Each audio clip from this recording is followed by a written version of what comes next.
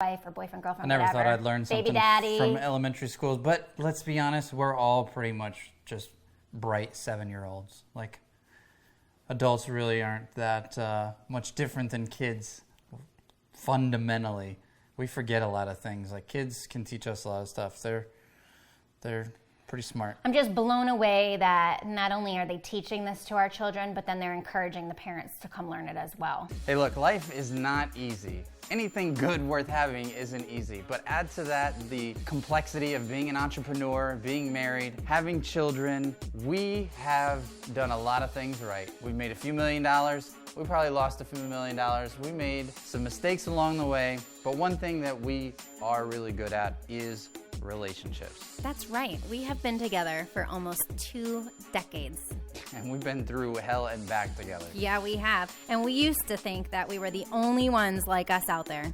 But, especially in our entrepreneurial ventures, we started meeting other ride or die couples that were going through the exact same things that we were going through. And they kept coming to us talking about advice and looking for solutions and really ways to help their relationship thrive. So we just knew there had to be a tribe of us out there. There's no way we could be the only ones out there. We are getting real and raw, guys. That's what he said. Oh my God, babe. From dating to marriage to kids and even sex. Even how to fight the right way. We're going to be committed to being open and honest with you because we believe in your relationship too. Welcome to the Ride or Die podcast.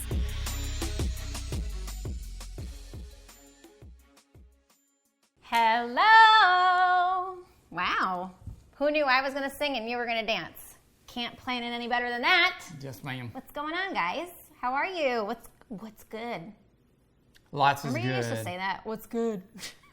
What's good? Oh my gosh. So amazing thing going on for us.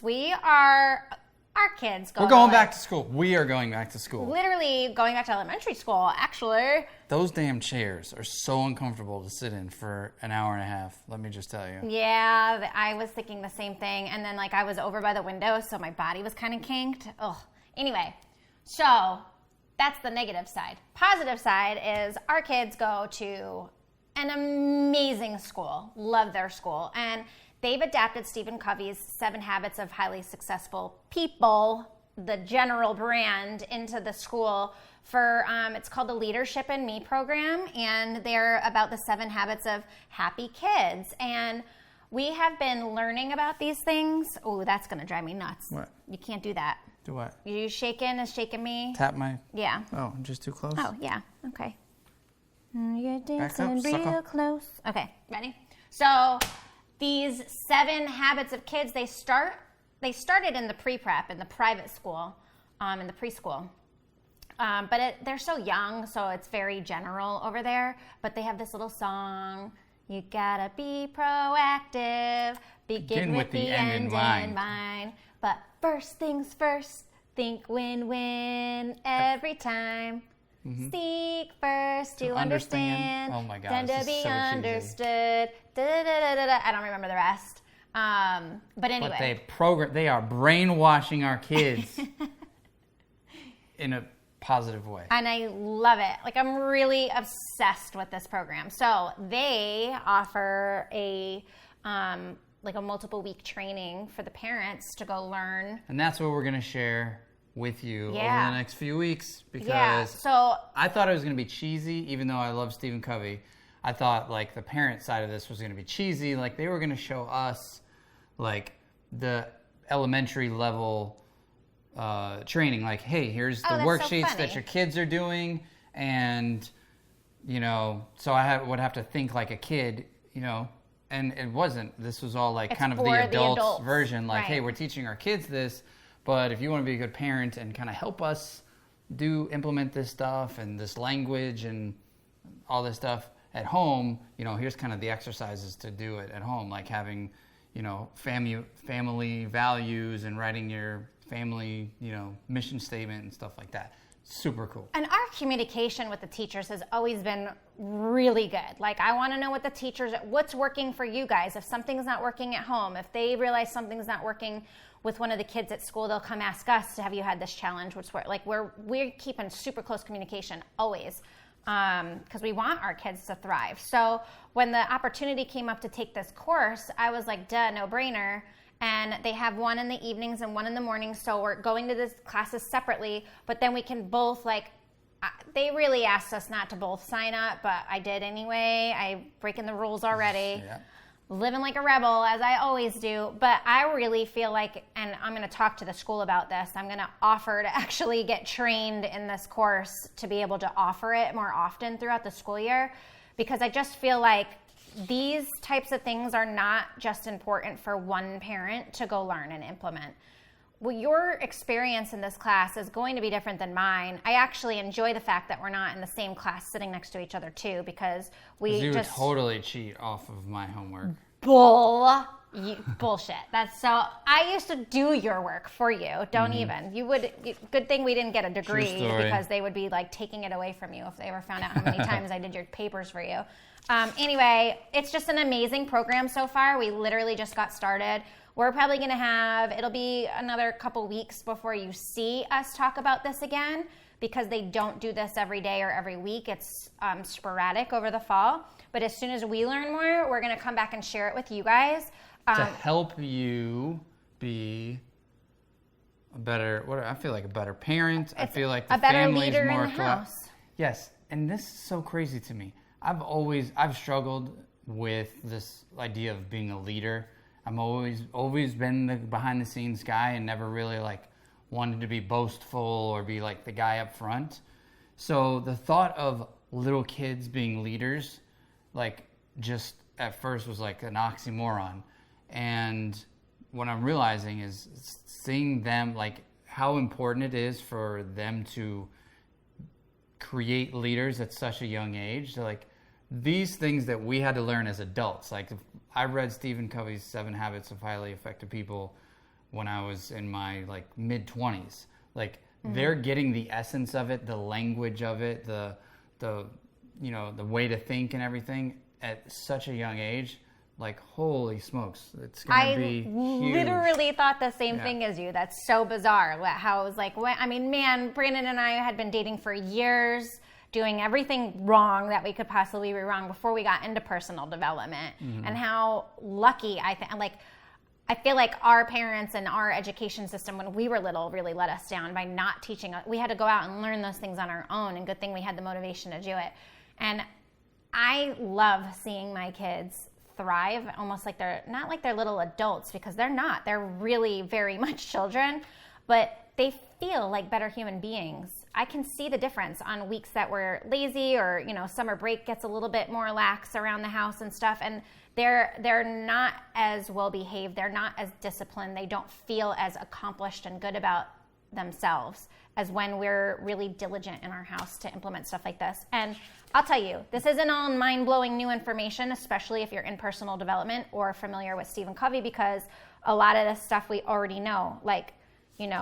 We have control of our mind and stuff like that. These are not unfamiliar topics, but to go and learn how we can do this better with our children is why I'm so excited about this. And then knowing how the teachers are interacting with our kids so that we can do it in a similar fashion in the home makes me even more excited. So we're going to talk about the basics. And we're also going to talk about... basic. I still can't get over that. Whatever show that was where she did basic. It was that? The Good Place. Oh, was it? Yeah. Okay. The one I was probably sleeping since that show, literally. I love the cast, but the show just puts me to sleep. Anyway, we're going to talk about the basics and habit number 1, because that's all we learned about this time. And the basics are values, views, and habits. Values. The things that are most important to you. And if you can't sit down and right now, take out a piece of paper, get out a pen, and write down the 5 most important values to you about your family. You know what? I'm going to have to grab mine to see if we wrote down the same thing. Keep going. Okay. Jump in. Keep going with the values. We're going to be comparing notes now. Okay. So I was saying, if you can't pull out a piece of paper and write down the 5 values that are most important to you, how you see yourself in family, see yourself and your family and what you would do over and over again. By the way, we're not trained to teach this course. We're just giving you our Cliff Note version and what we liked about it. So the things that are most in value to you. If you can't write down 5 values like that, then there's already a challenge right there. That means that you haven't put enough thought into that. And I really challenge you to sit down and do it. If you do know what's really important, now I've been really excited to come back and compare notes. Mm-hmm. Oh my gosh! Stop it. Okay. What's number 1? Write the 5 things that are most important to you. Again, Brandon and I have not talked about this, and I think we're going to do this every time because this is so exciting to me. I feel so stupid right now that I'm too excited. 5 things? 5 things that are most important to you. We are going to go in order. Number 1, love. Love. You gotta have the heart. Love and happiness. Yeah. That's what I wrote too. Hey, sometimes I'm not happy, but I still love you. Yeah, You know, but like- I had a couple extra than 5, so I was like, I could do and happiness. So I put it up there. Because Number 2, being happy is important. respect. Number 2, respect each other. Really? There was only like 3 people in the whole room that did respect. But I was Really? like, I think respect is so thinking about the kids, important. I'm like, you can love me all you want, but if you don't respect me, pow pow. Trust and honesty. And so I feel like I probably tie trust and honesty in with respect in my mind because I feel like that's the way you respect somebody. To me, I wrote 3, quality time as a family. So we did. Number 4 was time. Okay, so number 3, quality time as a family. We spend a lot of our days. It's funny, like Peyton's teacher is so sweet. You can't have She's quality been, time without quantity time. She's so been- that's why I just said time. Well, yeah, well, right. But also, like, Peyton's teacher put it really well. She says to Peyton and her class, like, we're like a family because we spend so much time together. So we want to treat each other like we treat our family. And so she's teaching this in the classroom, like, you want to teach your peers and then go home and be just as good to your family. So she's connecting the dots, like, you're spending a lot of time together and we're like a family. Not that they are, but she's saying, like, we're the school family, right? And I think it's really fun because we just pound into our kids' brains how important family is. Like, our biggest fear of them getting older, besides one of us or one of them not being around, is that we won't be close. You know, we won't be close connected to each other. So that quality time is, like, huge. So number 4, what did you say? You said time. I said time. I said goal setting and working as a team and individually to reach our goals. Okay, that was a very big one. You just put like 3 in there. But Well, go it for says goal setting, and then okay. it's working individually and as a team. Like, I think that working by ourselves and together to reach our goals is important. 5. Communication. I said sleep. No, I'm just kidding. I did put sleep, but then I put JK. Like, I made myself laugh in my notes. I don't know why I did that. Growth with a smiley face. So we had the top 2 were the same. 1 was swapped, and then we had 2 that were different. So that's kind of cool. Yeah, I said growth. I think that it's really important to me that we're consistently growing. And I feel like because we're all getting older, life changes. We're forced to grow. So I like that is an important factor, that we embrace growth and we don't feel like we have to be stuck in a spot because our kids are going to get older. We're getting older. Just our circumstances change and how we act. I mean, it's not just me, and now it's not just us. Now there's 2 other personalities in the house that, like, we have to keep together as a unit, and that growth is not just an individual growth. Like, how the 4 of us are freaking growing together is, like, beyond important to me. Yep. What you notice didn't make the cut on either of our lists was like money, wealth, freedom. I thought about it though. Those are things that are certainly important, but they're not, the top 5.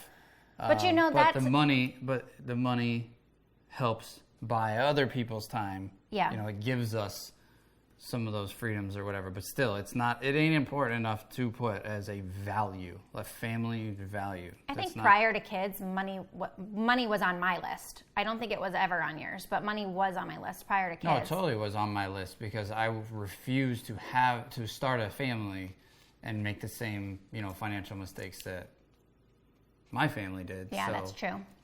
That's Well, and I do think you bring up a good And point about I it. still wasn't prepared, so save up a certain amount of money to be able to First start a 5 family. years and of a child's life is going to be That's the just- most expensive.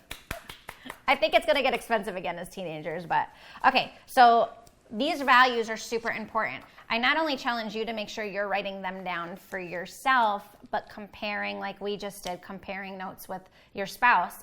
I can now see that there's love and respect are the two most important things to both of us. also the title of a very good book, It is. Love and Respect. But then, trust, time, communication, very systematic, methodical things are important to Brandon. I thought about fun too, which I didn't write down, but there's other ones that are right there. If I had to write down 10, I easily could have written down 10. So, all right. Then when you move into values, views, and habits, you see your view, the way you see things. And they break it down to less successful families and successful families and how they say things. It's perspective, right? How you or what they call paradigms, They do. See, do, get. Your paradigms is what you see, leads to what you do, your behavior, and that leads to what you get, which are your results. And how you see yourself dictates how you behave and determines. I see Max smack his sister, and then He never hits his sister. want to smack his ass. And what I get is crying, blah, negative result. True. Right. And a lot of this, specifically on this, was what you say, but our actions are also important. I do notice, we do yell. We're not innocent, but the spanking phase did not last long in this house because it just wasn't effective. And it was real quick to see that it wasn't effective. All right. And it was well, that's not going to work. So let's Every now and then, little pow-pows little pow. is necessary. Actually, I never really, I'm not saying I don't, but I usually don't have to get that far because I think that the kids they literally are scared when I do this certain face. Max sees it and he's boom, he's out. He's all right, I'm gonna go over here, I'm gonna get better, and then I'm gonna come back, Mom. And I'm all right. He runs away and I'm I'm not gonna chase him. He can just run and think that he's in trouble. So you want to read off these real quick, and then so they played a video that was really good about views. It showed people putting on glasses, and it would say you're not good enough, and when they put those glasses on, that's how they view the world. Yeah. So therefore they walk around, hunched over, not confident, and then it's why do these things always happen to me? Well, because you have these glasses, you have these victim glasses on, or circumstantial, you have these views, and so it changes your confidence and your actions and everything with it. It changes everything.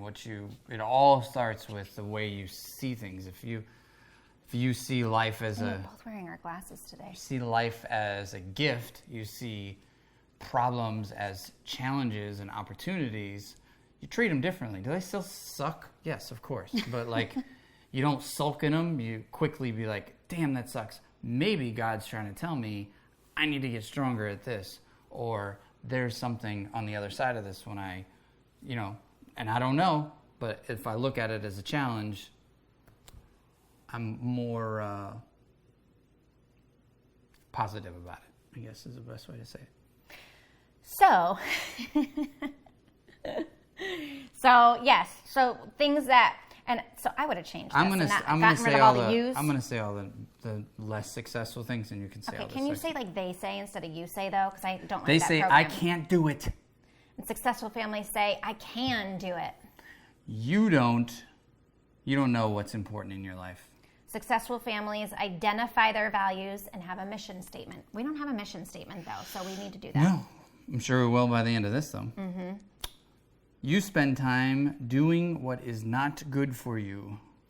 Successful They spend time doing things that are not good for them. Successful families do what's best for themselves and their family first. They think if someone wins, someone always has to lose in relationships. You think everyone can win in your relationships. They You talk. definitely are good at that, by the way. Thank you very much. They talk first and listen second. They listen first and talk second, which is the one. I said, Peyton, how many ears do you have? 2? How many eyes do you have? 2. How many mouths do you have? 1. She said, God made you to listen twice as much as you talk. Because she loves to interrupt and talk. And this, I I think she got think, it. habit, this number 5, you talk first and listen second, you listen first and talk second.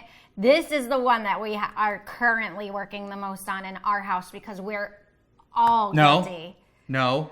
Or just talking over each other. Yeah. What? You try to say something?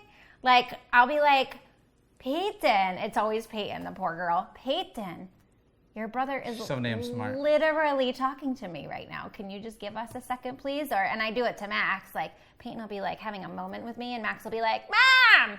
And I'll be like, buddy, you got to just wait 1 minute. Or say, excuse me, and you wait. The other thing. Excuse me, excuse me, excuse me, excuse me. We've nipped that in the bud. One's enough. Yeah. All right. Brandon, They do I not- start to see him twitch. They don't work with others. Successful families celebrate differences and work together as a team. We're really good at that. They don't take care of themselves or their family. You make time to care for yourself and your family. That's why I wake up Priority. early. Wake up early. So the view, how do you see your family? This is very important. And then, what was the third one? And then what? Habits, creating better habits. So the habits goes into these 7 habits. Habit number 1 is be proactive. So We're they gonna end it break there, right? down. Or do we want to list all the habits? No, we're going to talk about be proactive. And then Okay. next time we'll talk about the other 2 that we learn next time. So being proactive. This is all about, this was huge. They had this big target on a board and we wrote a problem or something that's not a problem in life, right? I said something that you have a concern or something that you know you can influence. Like something you have control over and something you don't have control over, right? So we started by what are things that you don't have control over? Oh, that's interesting. She just asked us as a whole. So I wrote down both. I wrote down I don't have control over other people's reactions, but I have control over my own reactions. And that was the sticky note I gave her. She was like mind blown because that's the whole freaking lesson. So I was like, well, it's that one. But yeah, what was something you said? I said seasons because we'll go through a season of challenge. I didn't really know how to just pick one thing, so I just said seasons. It's another mom's. I don't have control of seasons. If it's a season of, Max is getting an earache every other day and has to sleep in our room, Exactly. and we don't get enough sleep, and it's just I don't get the workouts in as much or something, just is what it is. I don't have control over it. So that's a perfect example. One of the moms gave the example of the kids getting sick and how we have no control over that. But what you do have control over is what are your actions or your attitude when they get sick. So Right. I cut back a lot on working because these things just come up too frequently or sporadically, and we can't plan for those things. But I can plan that I'm going to be around. I can plan that my schedule is flexible enough because yours isn't. You know what I mean? So we can control certain aspects of things. And then the other thing is really our attitude on stuff. The way they were saying, which is really genius, when you're negative, you put out negative energy, you probably get it back, right? And if you put out positive energy, you'll get that back. But what they put a little spin twist on it that was a oh moment for me was when you're more positive towards people, you're actually more of an influencer towards them. They want to be near you. You make them feel good. And that was a good reminder because I feel like overall I'm pretty positive, but I definitely can have my moments or I'm super, not Negative Nancy. no, that's not what I was going to say at all. You can have negative Nancy moments for sure. I can have negative Nancy moments. Well, what if this goes wrong? And what if that? And what if I said...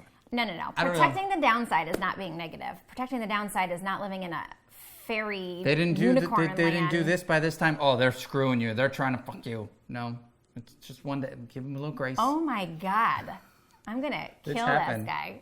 Yeah, I'm actually super aggressive like that. And you know what? I would say 90% of the time I'm actually right. Mm-hmm. They're big red flags for me. I do feel like people's actions are dictating their future actions, and I'm generally right. What I'm saying is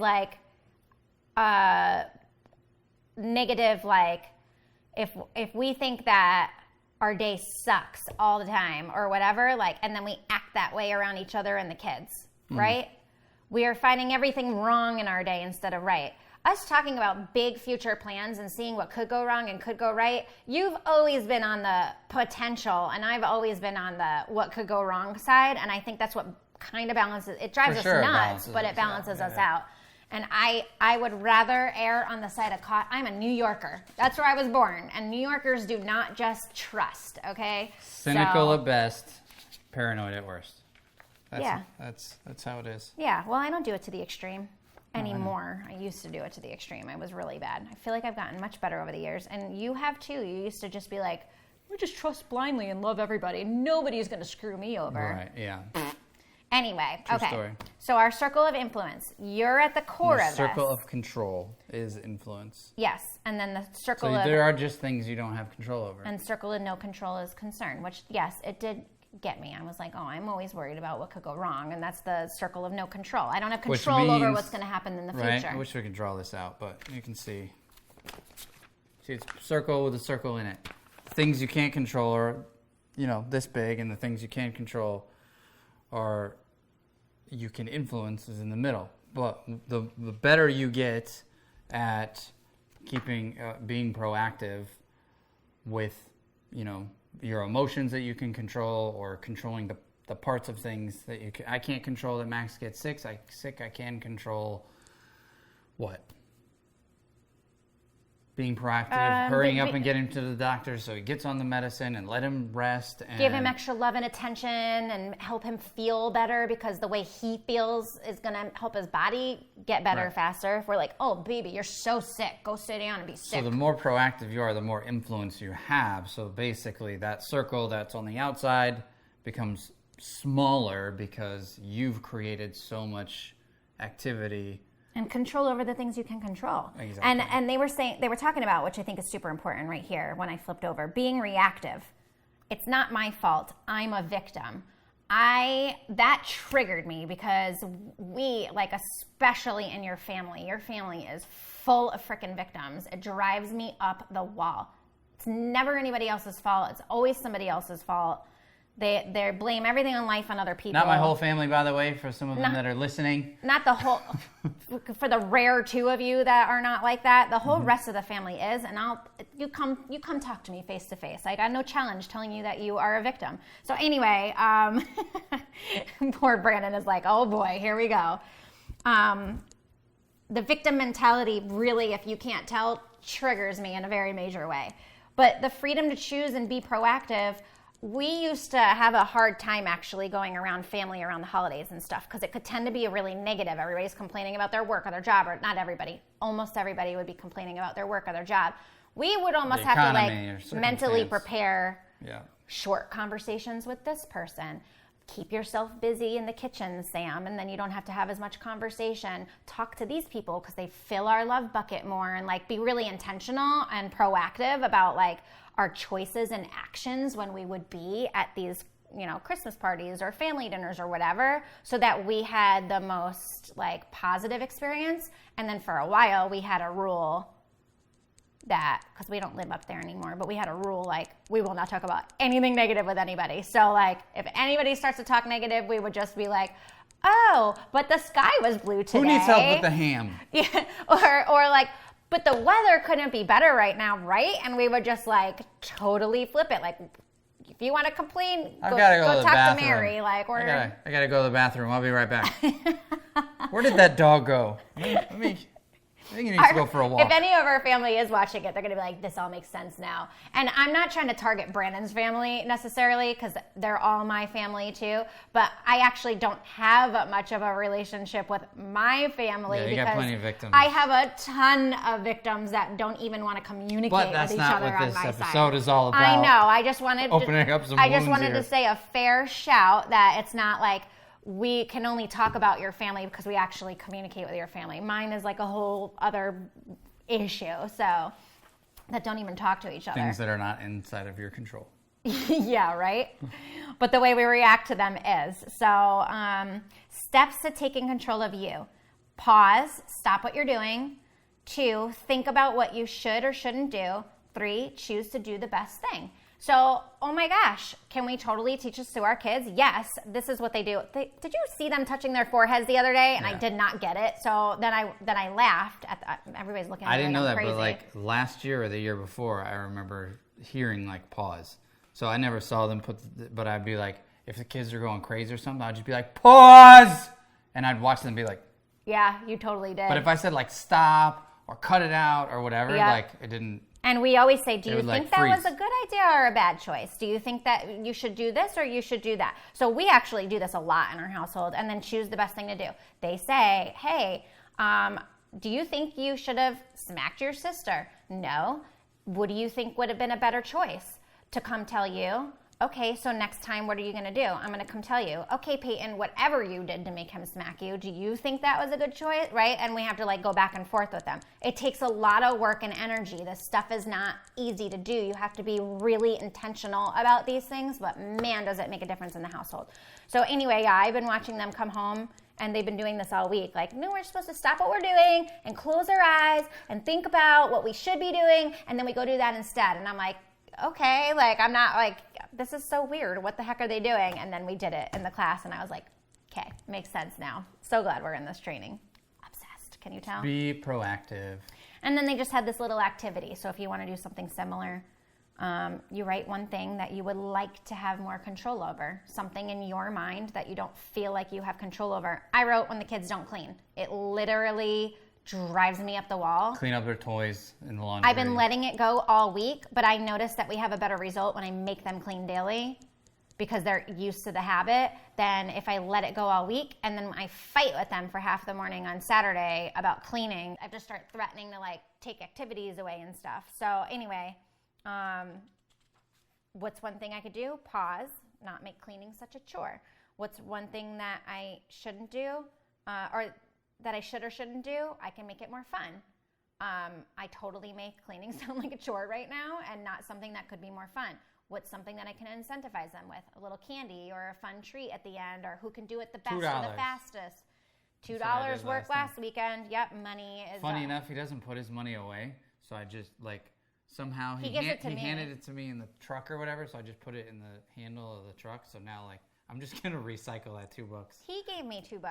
Well. Well, he took his sister's $2 and gave it to you then. Maybe, I don't know. Because she doesn't have $2 in her jar. I put his $2 away already. Oh, okay. I wonder if he realized that or... That window's closing anyway Okay. as they get older and wiser to our Yeah, and tricks. we had like the goal board and stuff, which the kids were getting so good at specific goals. We paused on it and I said, let's just get back into the school year. And that's something I want to start implementing again because they felt really good about, they could go look at the board, see how they were doing, see the X's and be proactive before I would even ask them to do things like, go look, you don't want to miss out on your X's for the week. And now that Peyton can read, I don't need to like be over them all the time for it. She's so smart. It's so crazy.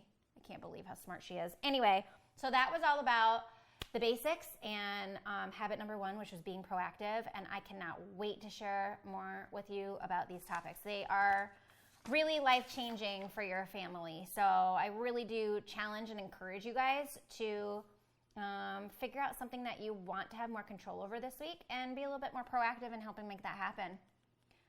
You can also do that with your kids and your husband or wife or boyfriend, girlfriend, I never whatever. thought I'd learn Baby something daddy. from elementary schools, but let's be honest, we're all pretty much just bright 7-year-olds. Like, adults really aren't that much different than kids fundamentally.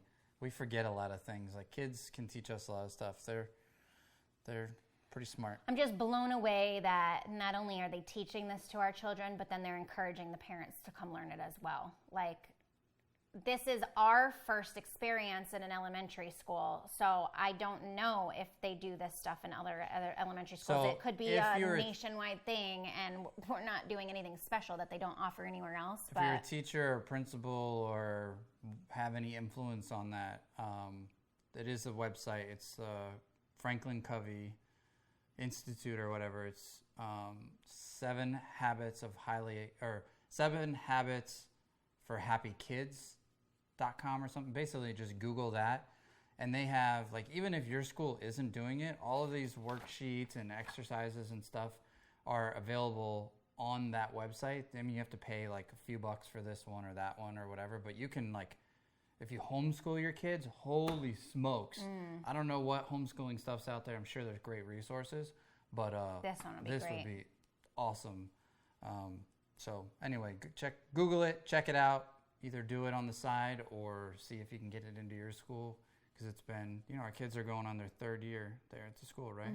Well, Peyton And, is and now these are becoming part of who they are, which is really phenomenal. cool to see. Yeah. So hope that helps you as an adult, as a parent. And I think that's it. You got anything in closing before we wrap up? No, just thanks for being here. Thanks for coming back every week. Thanks for checking in on us over the summer. Again, like people are DMing us and saying that they're happy that we're back and sharing our podcast. So please share it with somebody you know, or share it to your Facebook pages and such, so that we can get the word out there more. We just, you know, this is still more of like a hobby. It's not our full-time job or anything to bring you guys this podcast. We're just sitting down being a husband and wife and talking about husband and wife things and things that are important to us that we're noticing are really important to other people too. And we just really love sharing this with you guys. So thank you for being here. We will see y'all next week on the Ride or Die Couples podcast. Later. Bye.